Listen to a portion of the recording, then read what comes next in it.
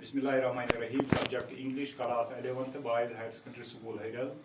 Today's my topic is lesson number 13 of your textbook, The Price of Flowers, written by Prabha Kumar Mukhopadhyay. In my today's lecture, I will introduce the para number 4 of this lesson.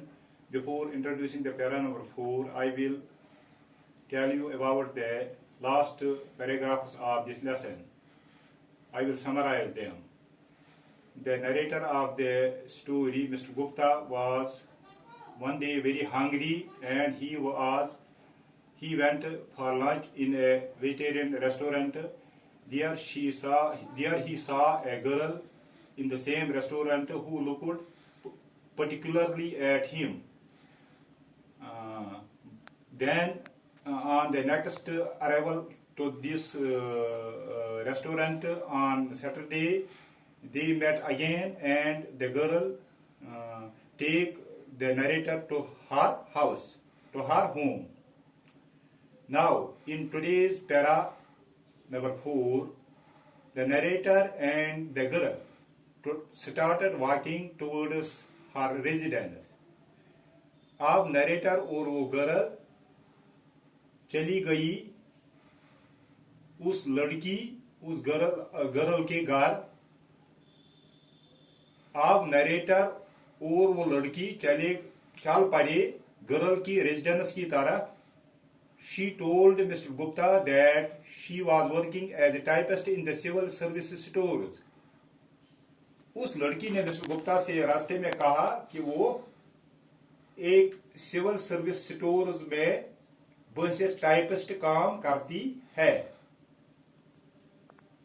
बहैसियत typist काम करती थी। Mr. Gupta felt impressed by the beauty of that simple, innocent and inexperienced English girl.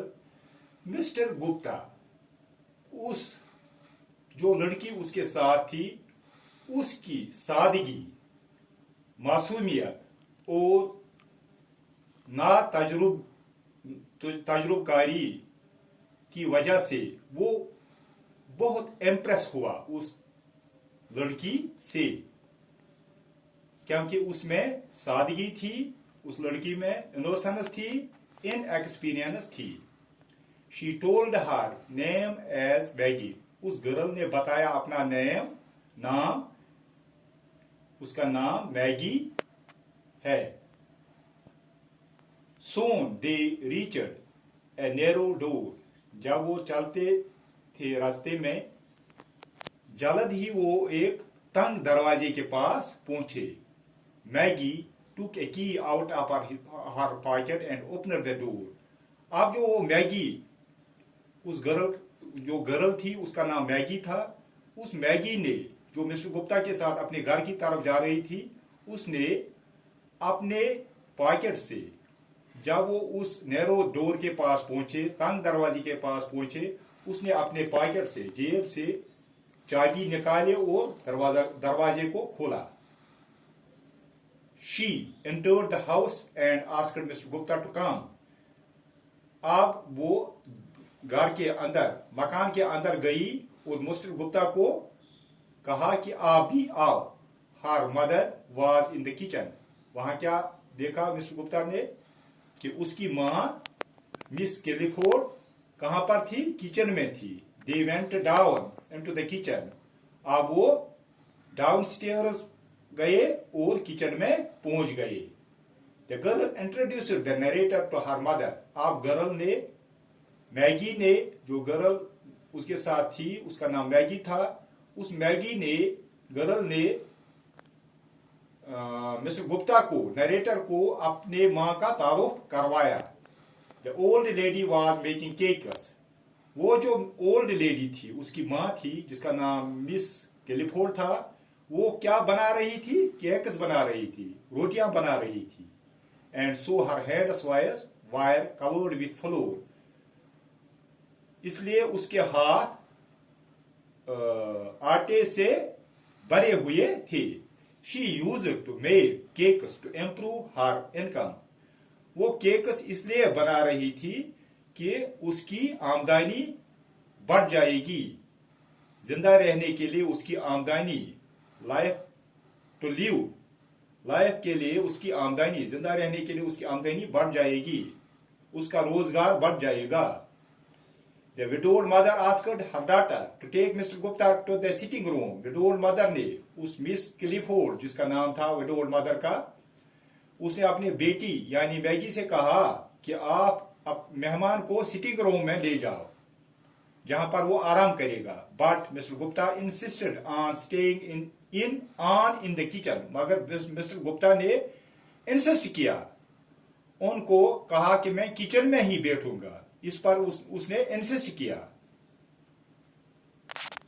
He praised her cakes, उसने उसके cakes की तारीफ की। वो जो केक बना रही थी उसकी माँ, उनकी तारीफ की। किसने? मिस्टर गुप्ता ने। Mrs Clifford thanked him with a smile. Miss Clifford mother ने, जो विडोड मदर जिसका नाम मिस कैलिफोर्ड था, गर्ल की माँ, उसने अब मिस्टर गुप्ता का शुक्रिया अदा किया हंसते हंसते।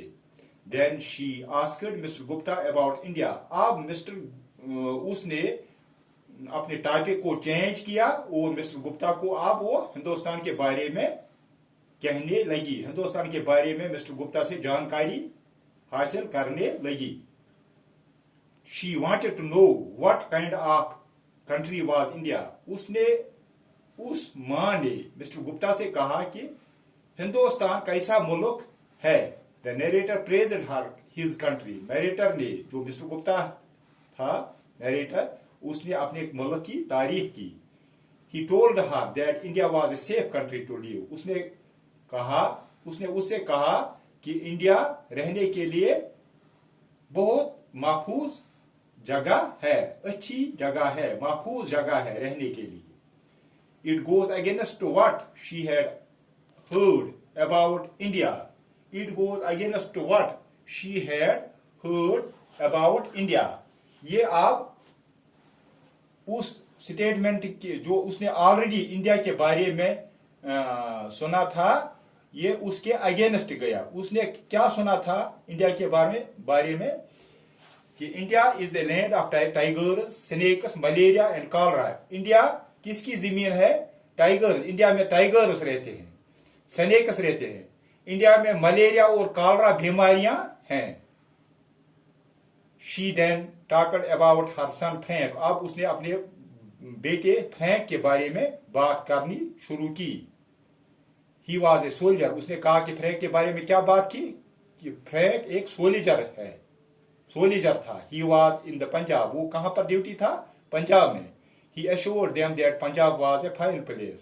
उसने कहा, उस फ्रैंक ने अपनी मां से कहा था कि पंजाब एक अच्छी उम्दा जगह है।